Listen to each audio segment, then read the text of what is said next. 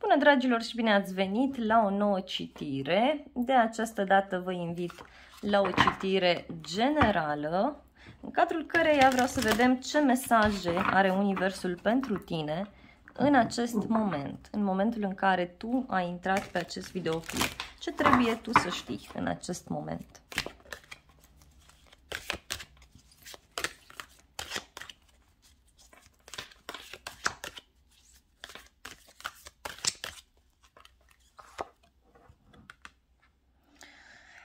Roata destinului pentru tine.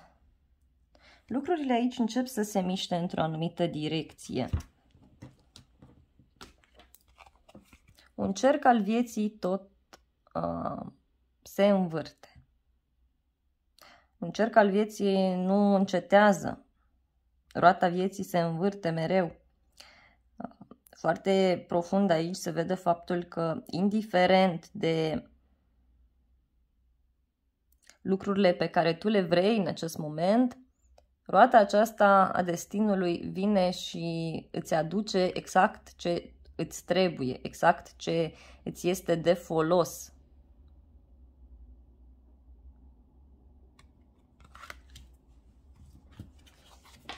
Ceva începe să se miște aici pentru tine. Lucrurile se pun în mișcare.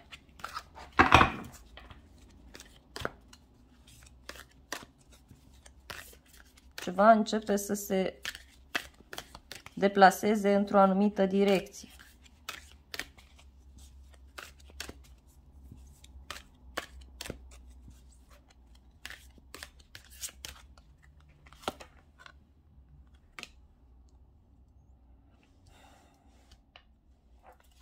Sunt două cărți de destin aici, în care mi se transmite foarte clar faptul că în acest moment tu pur și simplu ieși dintr-o situație, pur și simplu se încheie o karmă, se încheie o situație, ajungi într-un punct înalt. Văd un succes aici, o reușită. Poate ceva începe să se pună în mișcare care are legătură cu o distanță mare, cu internetul, cu un alt oraș, o altă țară, o persoană dintr-o altă cultură, iarăși. Dar în cele mai multe cazuri văd foarte clar faptul că voi reușiți aici să ajungeți într-un apogeu, reușiți să ajungeți într-un punct înalt în care stăpâniți tot ceea ce vă înconjoară. Dacă ați întrebat ceva, să știți că urmează o perioadă extrem de frumoasă. Ceva se încheie, vă văd cu mult succes, cu multă bogăție.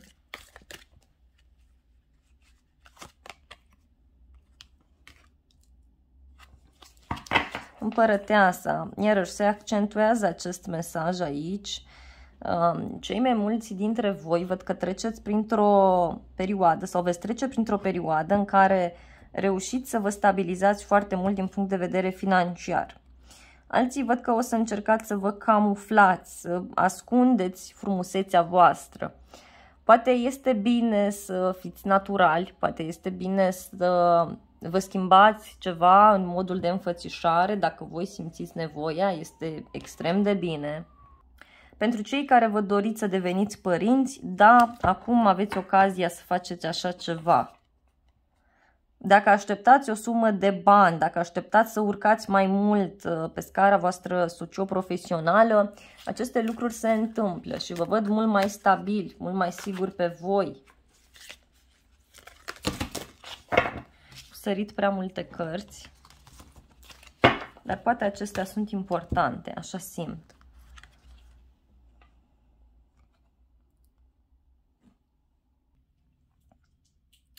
Aici este bine să încercați să vă conectați foarte bine cu tot ceea ce este în jurul vostru. Văd faptul că sensibilitatea voastră v-ar ajuta mult mai mult decât vă imaginați.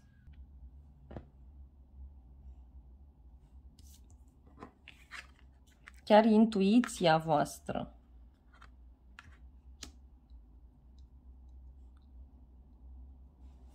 Aici vi se transmite următorul mesaj, și anume că voi trebuie să înțelegeți faptul că toți suntem interconectați, toți oamenii au legătură unii cu ceilalți și că totul se transmite în efect de domino în unele cazuri. Văd aici o discuție foarte rapidă, neașteptată, pe care o puteți avea împreună cu o persoană de la distanță sau, în alte cazuri, dacă voi sunteți pe un drum profesional, să spunem, deci la locul de muncă, aici văd o avansare foarte rapidă sau un final foarte rapid, dar este ceva ce vă urcă undeva sus, ceva ce vă ajută, ce vă inspiră, ce va aduce o sumă mai mare de bani sau o avansare în alte cazuri.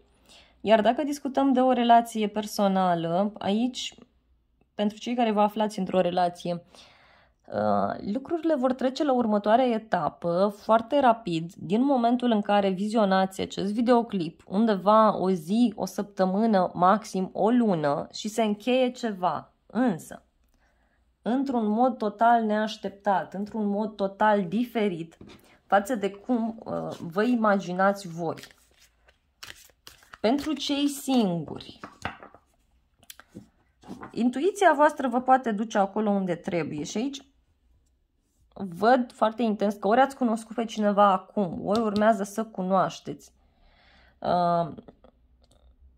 În alte cazuri, cred că aici aveți de-a face cu o persoană mai sensibilă, dacă ați cunoscut deja, dacă nu urmează să cunoașteți, dar ascultați-vă instinctul, adică mergeți pe strada pe care simțiți, intrați pe internet la ora la care simțiți, intrați în contact cu persoanele pe care voi le simțiți apropiate de sufletul vostru, pentru că așa puteți să cunoașteți o persoană. Poate fi cineva dintr-o altă cultură sau dintr-o altă religie, iarăși văd aici.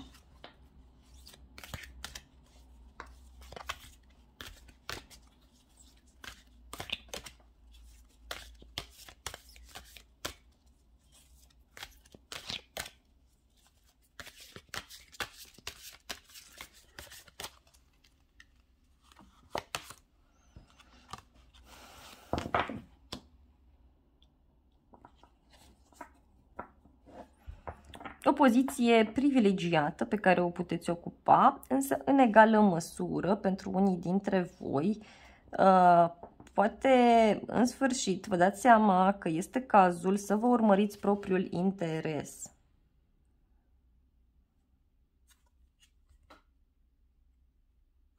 Văd aici foarte intens acest aspect de material și ceva ce merge încet și sigur. Vedeți că la un moment dat ori o să fiți într-o poziție în care se cere să faceți un compromis într-o relație personală, ori la locul de muncă. Însă nu vă axați foarte mult doar pe planul material, pentru că aici pot apărea diferite probleme dacă faceți asta. În alte cazuri este bine să învățați să vă mai respectați puțin, pentru că unii văd că ați pornit pe acest drum într-o imaturitate foarte mare din punct de vedere emoțional.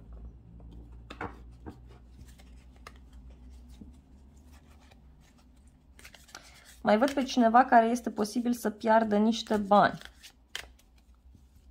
Dar nu cred că sunteți voi, pentru că voi sunteți foarte bine susținuți.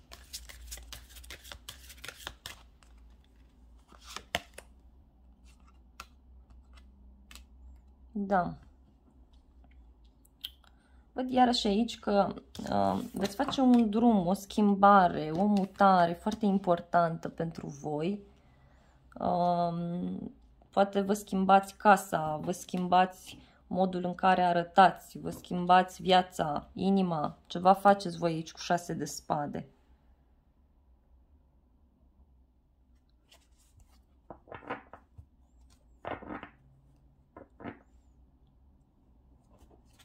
O să mai cer o carte pentru voi. Vă uitați în depărtare, încercați să vedeți cum ar putea să fie drumul de acum încolo.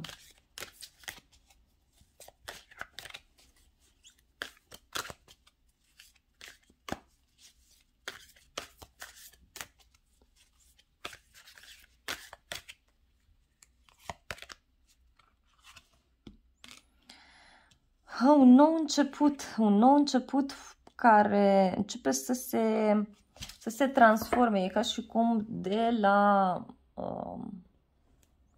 o idee lucrurile se maturizează, devin altfel.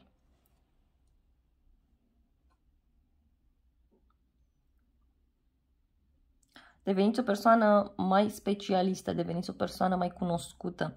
Iar dacă discutăm de o relație, aici lucrurile se schimbă. Aflați niște secrete, văd o relație plină cu pasiune, plină cu entuziasm.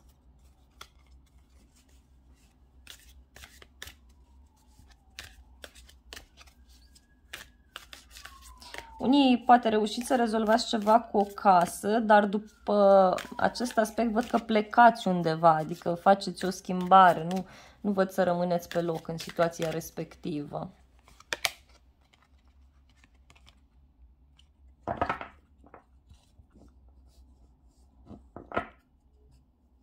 Cineva care vine către voi cu liniște, cu pace. Poate fi o nouă persoană sau un drum pe care îl faceți către o persoană foarte dragă vouă. Văd o relație foarte stabilă, foarte serioasă, dar după această mutare, după această schimbare. Și pentru cei singuri, repet, lucrurile se rezolvă. Dacă ați întrebat de zona locului de muncă, aici văd că vă veți reveni din toate punctele de vedere. Acum, dacă aveți o problemă financiară, lucrurile se rezolvă, dar mai durează puțin, adică după ce faceți voi un drum sau după ce faceți această schimbare. Și ia uitați câtă siguranță dobândiți, dar în privința căreia e bine să fiți atenți, cum s-ar spune. Da? E bine să vedeți lucrurile altfel.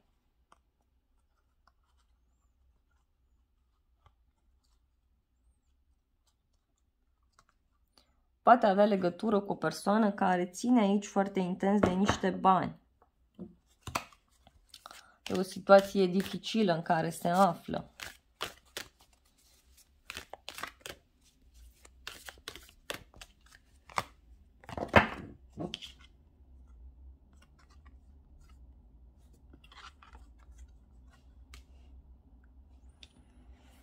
Văd că sunteți persoane puternice, persoane care știți să acționați și care puteți să aveți câștig de cauză într-o situație anume.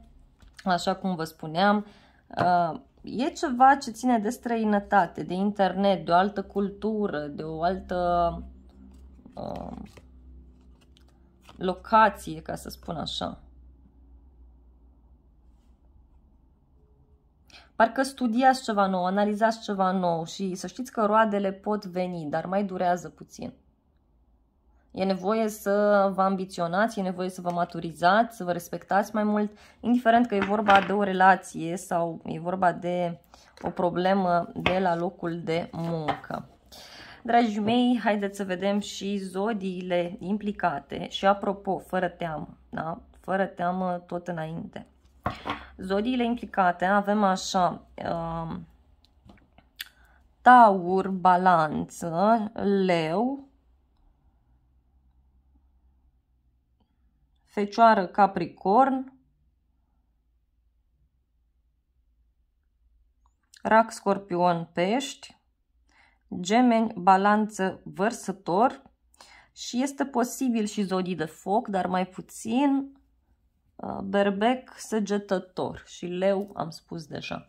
Dragii mei, acestea au fost previziunile de această dată. Eu vă mulțumesc frumos pentru vizionare, vă iubesc, vă îmbrățișez cu drag pe toți, să aveți parte de o zi sau de o seară binecuvântată și nu uitați să apăsați butonul de like dacă v-a plăcut citirea, să vă abonați canalului și să apăsați clopoțelul și dacă vreți puteți să dați această citire unui prieten, că ar ajuta foarte mult. De asemenea, vă invit cu drag la încă o citire dacă vreți să mai vizionați.